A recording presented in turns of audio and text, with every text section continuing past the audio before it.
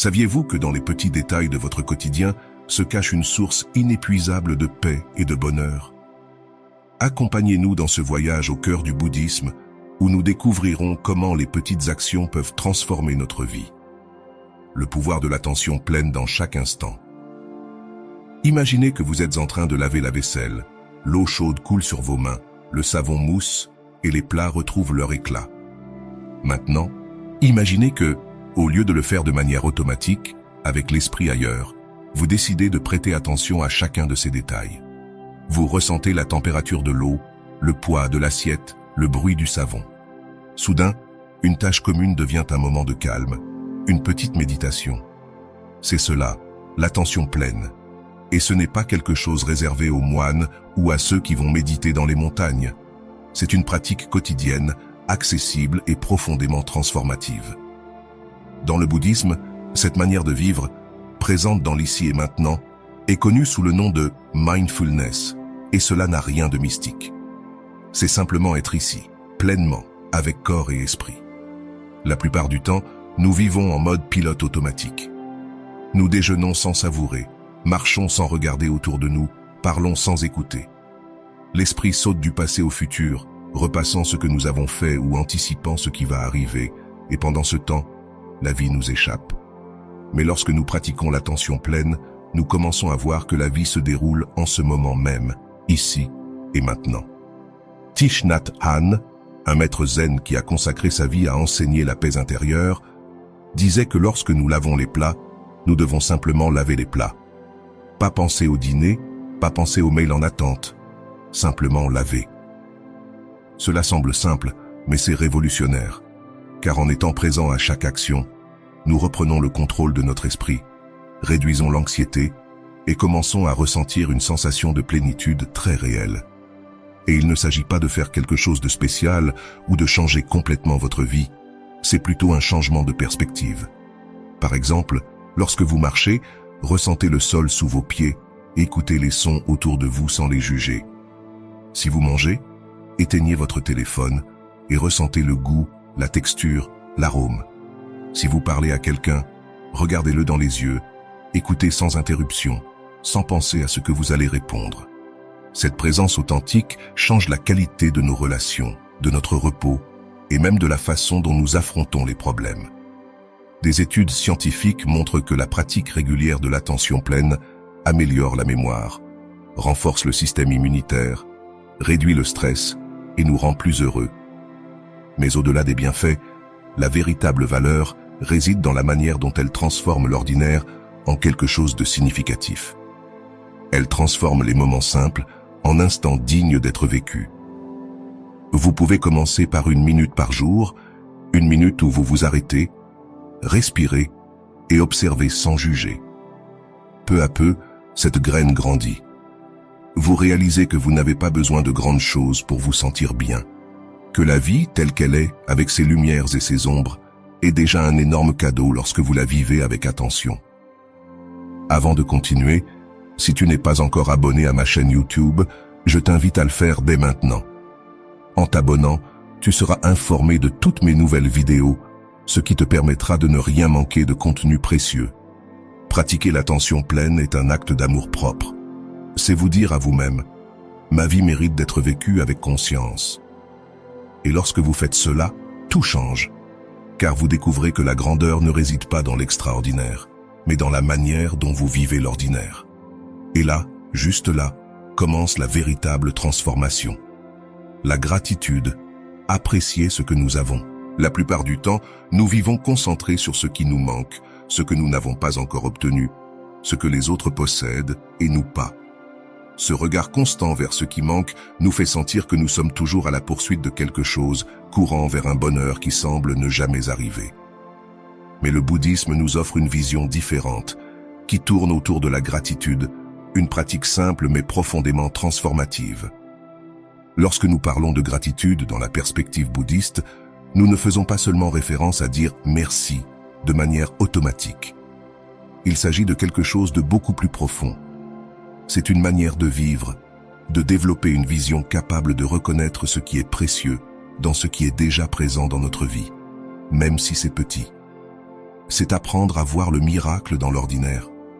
Thich Nhat Hanh disait que rien qu'en étant conscient que nous pouvons respirer, marcher, voir, entendre, il y a déjà suffisamment de raisons pour sourire. Et il a raison. Nous avons tendance à ne pas apprécier ce qui est essentiel jusqu'à ce que nous le perdions. Mais si nous entraînons notre esprit à observer et à apprécier même les choses les plus simples, nous commençons à éveiller une réalité bien plus riche. Par exemple, vous êtes-vous déjà arrêté pour apprécier une douche chaude, un verre d'eau propre, ou le fait d'avoir de la nourriture sur la table? Ce sont des choses que nous tenons pour acquises, mais pour des millions de personnes, elles ne le sont pas. Et quand nous en prenons conscience, nous cessons de les voir comme faisant partie du décor, et elles commencent à briller de leur propre lumière. C'est cela, la gratitude. C'est mettre l'accent sur ce qu'il y a, et non sur ce qui manque. Dans le bouddhisme, cette pratique devient aussi une manière de cultiver la joie. La gratitude n'a pas besoin de grands motifs. Vous pouvez être reconnaissant pour une conversation honnête, pour un sourire inattendu, pour avoir du temps pour vous reposer. Chacun de ces moments est comme une graine de bien-être que vous pouvez planter dans votre journée. Il existe un exercice très simple, mais puissant, que vous pouvez faire chaque nuit avant de dormir. Pensez à 3 choses pour lesquelles vous êtes reconnaissant. Peu importe qu'elles soient grandes ou petites, l'important est d'entraîner votre esprit à chercher le positif.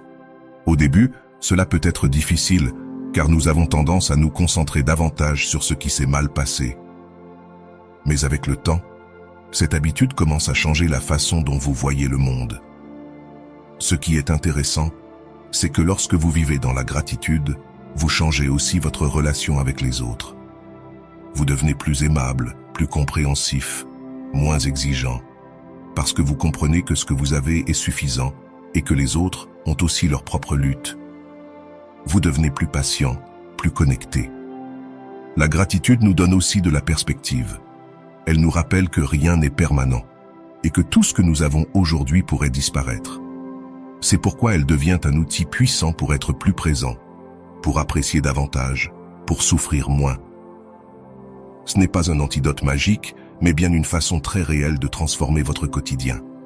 Alors, la prochaine fois que vous sentirez qu'il vous manque quelque chose, arrêtez-vous un instant, respirez, regardez autour de vous et soyez reconnaissant pour ce que vous avez déjà, car peut-être, juste peut-être, vous avez beaucoup plus que ce que vous pensiez. La simplicité, comme chemin vers le bonheur. Nous vivons à une époque où tout semble conçu pour que nous accumulons plus de choses, plus de réussite, plus de suiveurs, plus d'expérience. La promesse est toujours la même. Quand tu auras ceci, quand tu auras réussi cela, alors tu seras heureux. Mais le bouddhisme propose un chemin bien différent, un chemin qui ne repose pas sur l'ajout, mais sur le lâcher-prise. Il s'agit de trouver le bonheur non pas dans l'excès, mais dans la simplicité. La simplicité, dans la tradition bouddhiste, n'est ni pauvreté, ni privation. C'est la clarté. C'est enlever le bruit pour voir plus clairement ce qui est vraiment important. Lorsque nous apprenons à vivre avec moins, nous commençons à voir que beaucoup des choses que nous pensions nécessaires ne le sont pas. Nous pouvons vivre plus léger, avec plus d'espace intérieur, et nous sentir plus libres. Un maître bouddhiste a dit un jour, « Ce n'est pas celui qui a le plus qui est le plus riche, mais celui qui a le moins besoin. » Cette phrase, si simple, cache une grande vérité. Car le désir constant de plus génère une insatisfaction permanente. Il y a toujours quelque chose de nouveau que nous voulons, et quand nous l'obtenons, nous pensons déjà à ce qui vient ensuite. Ainsi, l'esprit ne trouve jamais le repos. Mais lorsque nous choisissons consciemment de simplifier notre vie, quelque chose change. Nous nous rendons compte que nous n'avons pas besoin de tant de choses matérielles pour être heureux, que la qualité de nos relations est plus précieuse que la quantité d'objets que nous possédons, que le silence peut être plus nourrissant que le bruit constant des réseaux sociaux ou du divertissement incessant. La simplicité touche aussi à la manière dont nous utilisons notre temps. Bien souvent, nous le remplissons d'activités qui ne nous apportent rien, simplement par peur du vide. Mais lorsque nous arrêtons de courir après tout, nous commençons à mieux choisir. Nous passons plus de temps sur ce qui nous fait vraiment du bien. Lire, marcher, être avec ceux que nous aimons, prendre soin de notre corps, méditer, nous reposer sans culpabilité. Et il ne s'agit pas d'aller vivre dans une cabane dans la forêt, ni de renoncer au monde. Il s'agit de prendre des décisions plus conscientes, arrêter d'acheter impulsivement, lâcher des engagements qui ne nous apportent rien, dire non quand quelque chose ne résonne pas avec qui nous sommes, ranger notre espace pour qu'il reflète notre paix intérieure. Il existe une pratique bien connue dans le bouddhisme qui consiste à observer ce que nous avons et à nous demander: cela m'apporte-t-il de la paix ou m'en retire-t-il? Cela me rapproche-t-il de ce que je suis? À qui je veux être ou me détourner? C'est une manière puissante d'organiser la vie de l'intérieur vers l'extérieur. Parce que lorsque ton espace est en paix, ton esprit commence aussi à se calmer. Et ce qui est curieux, c'est qu'au cœur de cette simplicité commence à fleurir la véritable abondance. On cesse de nécessiter tant de choses pour être heureux. On découvre qu'un lever du soleil, une conversation sincère, un repas fait avec amour peuvent nous remplir plus que n'importe quel achat. Ainsi, le quotidien devient sacré, la vie devient plus légère, mais aussi plus profonde. Revenir à la simplicité n'est pas un recul, c'est un retour à l'essentiel, à ce que nous n'aurions jamais dû cesser de valoriser. Et quand tu fais cela, tu te rends compte que le bonheur n'est pas dans le fait de tout avoir, mais dans l'appréciation de ce que tu as et dans la manière dont tu vis pleinement chaque instant. L'importance de la compassion dans les interactions quotidiennes. Chaque jour, nous interagissons avec des personnes, des membres de notre famille, des collègues, des inconnus dans la rue, des gens sur les réseaux sociaux. Parfois, ces rencontres sont brèves, d'autres fois elles sont prolongées. Mais à chaque fois, nous avons une opportunité, une occasion de choisir comment nous voulons être dans le monde. Et le bouddhisme nous propose une réponse puissante: vivre avec compassion. La compassion, dans son essence la plus pure, est le désir profond d'alléger la souffrance de l'autre.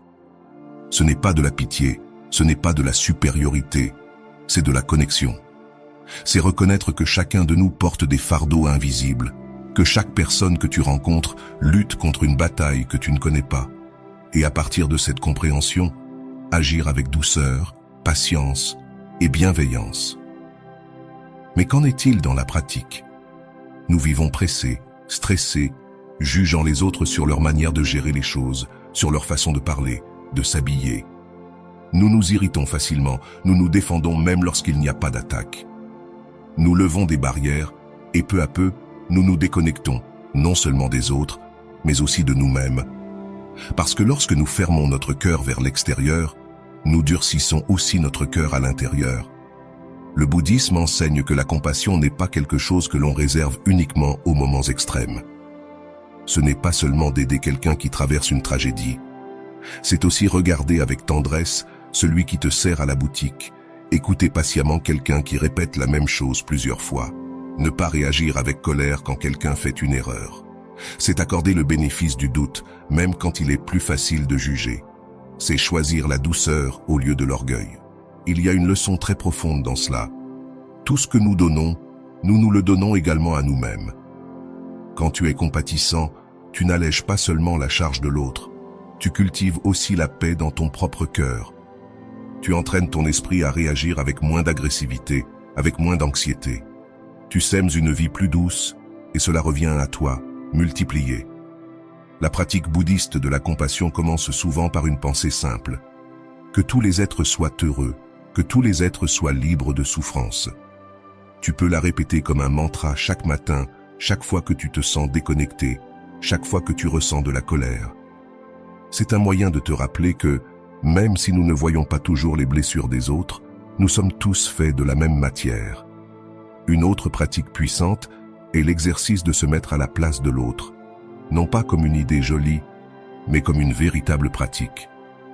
Par exemple, si quelqu'un te parle d'un ton acerbe, tu peux te demander « Que vit cette personne pour réagir ainsi ?» Quel événement dans son histoire pourrait expliquer sa réaction? Il ne s'agit pas de justifier tout, mais de comprendre que derrière chaque attitude, il y a une histoire. Et au lieu de juger, tu peux choisir d'accompagner. La compassion transforme également nos relations les plus proches. Lors d'une dispute avec quelqu'un que nous aimons, souvent, nous voulons avoir raison.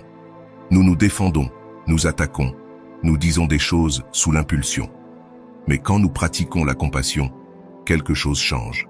Nous écoutons plus, nous voulons comprendre, pas seulement répondre. Et quand cette énergie s'installe dans une relation, tout devient plus humain, plus profond, plus réel. Même lorsque l'autre ne change pas, la compassion change ton expérience, car tu n'agis plus depuis l'ego, mais depuis le cœur. Tu ne t'attends à rien en retour, tu choisis de semer la paix. Et cela, bien que cela semble petit, est un acte énorme. Un des plus grands défis est d'étendre cette compassion à ceux qui ne nous plaisent pas, à ceux qui nous ont blessés. C'est là que la pratique devient plus exigeante, mais aussi plus libératrice. Il ne s'agit pas d'approuver ce qu'ils ont fait, ni de permettre les abus. Il s'agit de ne pas porter la haine, de se libérer du ressentiment, car nous savons que la colère persistante empoisonne celui qui la garde à l'intérieur. Et pour offrir une compassion authentique, nous devons aussi nous l'offrir à nous-mêmes. Être bienveillants avec nos erreurs, nos chutes, nos parts brisées. Traiter notre esprit avec la même délicatesse que nous traiterons une personne que nous aimons profondément. Parce que lorsque nous nous parlons durement, nous nous déconnectons. Mais lorsque nous nous traitons avec douceur, la compréhension fleurit. Dans chaque interaction quotidienne, tu as l'opportunité de choisir. Vais-je ajouter de la valeur ou en enlever? Vais-je fermer mon cœur ou l'ouvrir un peu plus? Ce n'est pas toujours facile, parfois tu échoues. Mais si chaque jour tu essaies, si chaque jour tu te poses cette question, tu marches sur un chemin qui transforme. Parce que la compassion ne change pas seulement l'autre, elle te change toi, et elle change la manière dont tu habites ce monde. Il te suffit de changer la manière dont tu fais ce que tu fais déjà. C'est la proposition du bouddhisme. Non pas fuir le monde pour trouver la paix, mais apprendre à trouver la paix au milieu du monde, au milieu du chaos, au milieu de la routine. De plus, cette approche te rend de nouveau maître de ta vie. Tu ne peux pas contrôler tout ce qui t'arrive, mais tu peux contrôler comment tu le vis. Tu peux choisir de faire chaque tâche avec présence ou avec déconnexion. Tu peux transformer une obligation en une opportunité, une charge en un cadeau. Et quand tu fais cela constamment, petit à petit, ta vie commence à changer. Commence avec une tâche par jour, peu importe laquelle. Balayer, cuisiner, faire le lit, arroser les plantes. Fais-le avec toute ton attention, sans te précipiter, sans distraction. Respire, ressens, observe, et tu verras qu'une activité qui semblait être une perte de temps devient un moment de calme, de clarté. Il y a quelque chose qui te stabilise, qui te soutient. Les tâches quotidiennes ne seront plus seulement cela, elles deviendront tes ancres au présent, des rappels que la vie ne réside pas dans les grands moments, mais dans la manière dont tu vis les petits. Chaque chose que tu fais, si tu la fais consciemment, peut devenir une forme de méditation, et tu n'as besoin de rien d'autre que de ton intention et de ta présence, l'art d'écouter avec pleine conscience. T'est-il déjà arrivé de parler à quelqu'un et de sentir qu'il ne t'écoutait pas vraiment? Peut-être acquiesce-t-il de la tête, dit « Oui, bien sûr, mais ses yeux sont ailleurs, son esprit est ailleurs. » Ou à l'inverse, tu écoutes quelqu'un. Mais pendant ce temps, tu penses à ce que tu vas répondre, à ce que tu dois faire ensuite, à ton propre bruit mental. C'est très courant. Et c'est là qu'entre l'une des pratiques les plus transformatrices du bouddhisme, l'écoute profonde, écouter avec pleine conscience. Écouter ainsi, ce n'est pas seulement entendre les mots de l'autre, c'est être complètement présent pour cette personne avec tout ton être. C'est éteindre le jugement, lâcher la nécessité de répondre rapidement, mettre de côté l'ego qui veut avoir raison ou tout résoudre. C'est regarder dans les yeux, respirer calmement et créer un espace où l'autre peut s'exprimer sans peur, sans interruption, sans se sentir jugé. Dans la tradition bouddhiste, écouter de cette manière est considéré comme un acte d'amour. Ce n'est pas de la passivité, c'est une présence active. C'est offrir ton temps et ton attention comme un cadeau. Et c'est un vrai cadeau.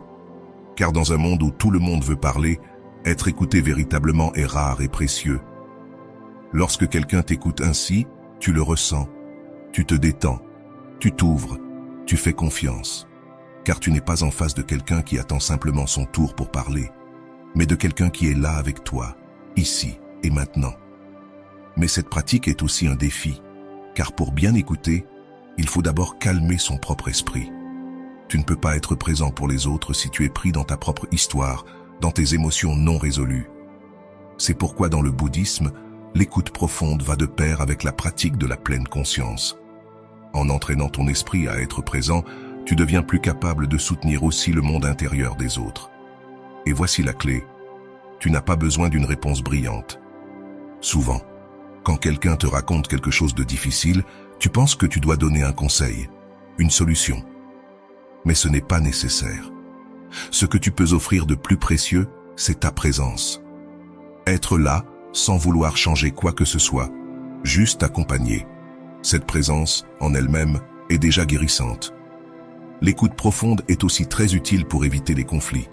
Souvent, nous nous disputons non pas à cause de ce qui est dit, mais parce que nous ne nous sentons pas écoutés.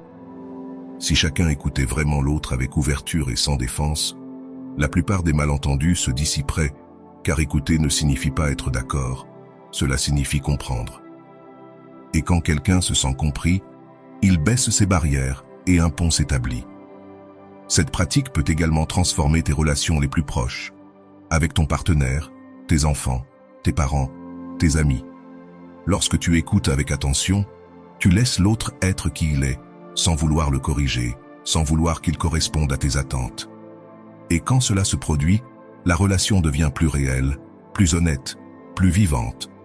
Tu peux aussi pratiquer l'écoute avec toi-même. Parfois, il est nécessaire de s'arrêter et de s'écouter vraiment. Que suis-je en train de ressentir? De quoi ai-je besoin? Quelle partie de moi demande de l'attention? S'écouter avec compassion, sans se juger, est le premier pas pour guérir beaucoup de blessures internes. Parce que lorsque tu t'écoutes bien, tu apprends aussi à mieux écouter les autres. Tu peux commencer par quelque chose de très simple.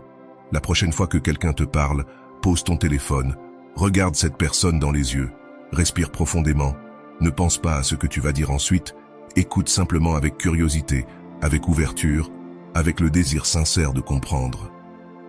Et si tu ne sais pas quoi répondre, ce n'est pas grave. Parfois, le silence partagé est plus éloquent que n'importe quel mot. L'important, c'est que l'autre sache que tu es vraiment là, sans distraction, sans précipitation, sans vouloir être ailleurs.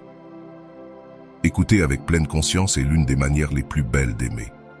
Car quand tu écoutes quelqu'un avec attention, tu lui dis sans mots, tu es important, ton histoire compte, ta douleur et ta joie aussi. Et dans un monde aussi bruyant, c'est l'un des actes les plus révolutionnaires que tu puisses accomplir. Les petits actes de bonté génèrent de grands changements. Parfois, nous pensons que pour changer le monde, nous devons accomplir quelque chose d'énorme. Diriger une cause, fonder une organisation, écrire un livre. Mais le bouddhisme nous enseigne quelque chose de bien différent. Les petits actes, ceux qui semblent parfois insignifiants, peuvent avoir un impact profond, non seulement sur celui qui les reçoit, mais aussi sur celui qui les réalise. Un geste gentil, un sourire, un mot d'encouragement, un message sincère, aider quelqu'un avec un lourd fardeau, préparer un café pour quelqu'un qui en a besoin, céder sa place dans les transports publics. Ce sont des actions simples, quotidiennes, qui ne coûtent pas grand-chose, mais qui peuvent changer la journée de quelqu'un. Et si tu y réfléchis bien, cela revient à changer le monde. Le maître bouddhiste Shantideva disait que si tu veux être heureux, pratique la bonté. Parce que lorsque tu fais du bien, même un petit peu, ton cœur s'agrandit. Tu ressens une connexion naturelle avec les autres, tu arrêtes de vivre dans l'isolement et tu commences à vivre dans la relation. Et cela change ta manière d'avancer dans la vie. Ce qui est puissant dans tout cela, c'est que la bonté est contagieuse. Lorsque tu fais quelque chose de bon, souvent cette personne le transmet à une autre, et celle-ci à une autre. C'est un effet domino que tu ne vois pas toujours, mais qui est bien réel. C'est comme jeter une pierre dans un lac. L'impact initial est petit, mais les vagues s'étendent bien au-delà de ce que tu imagines. De plus, la bonté a une qualité transformante, même dans les moments difficiles. Quand quelqu'un agit avec bienveillance au milieu du chaos, cela apporte de la lumière, crée un espace sécurisé. Et souvent, ce sont ces petits gestes qui permettent aux gens de trouver du réconfort, de la force ou de l'espoir pour continuer. Le meilleur dans tout cela, c'est que chacun de nous peut le faire. Tu n'as pas besoin d'être parfait. Tu n'as pas besoin d'aller bien tout le temps. Tu as juste besoin d'être prêt, attentif, de regarder autour de toi et de voir où tu peux ajouter ta petite touche. Parfois, nous pensons que nous ne pouvons pas faire grand-chose, mais ce n'est pas vrai. Chaque jour, tu as des occasions de faire preuve de bonté. Il suffit d'être éveillé pour les voir. Même quand personne ne le remarque, même quand personne ne le remercie, chaque acte de bonté laisse une trace, et cette trace ne disparaît pas. Elle reste dans le monde, elle reste en toi. Et avec cela, nous arrivons à la fin de cette première vidéo sur la grandeur des petites choses. Nous avons exploré ensemble comment, à travers la pleine conscience, la gratitude, la simplicité, la compassion, l'écoute et la bonté, nous pouvons transformer notre vie quotidienne en une source constante de paix et de sens.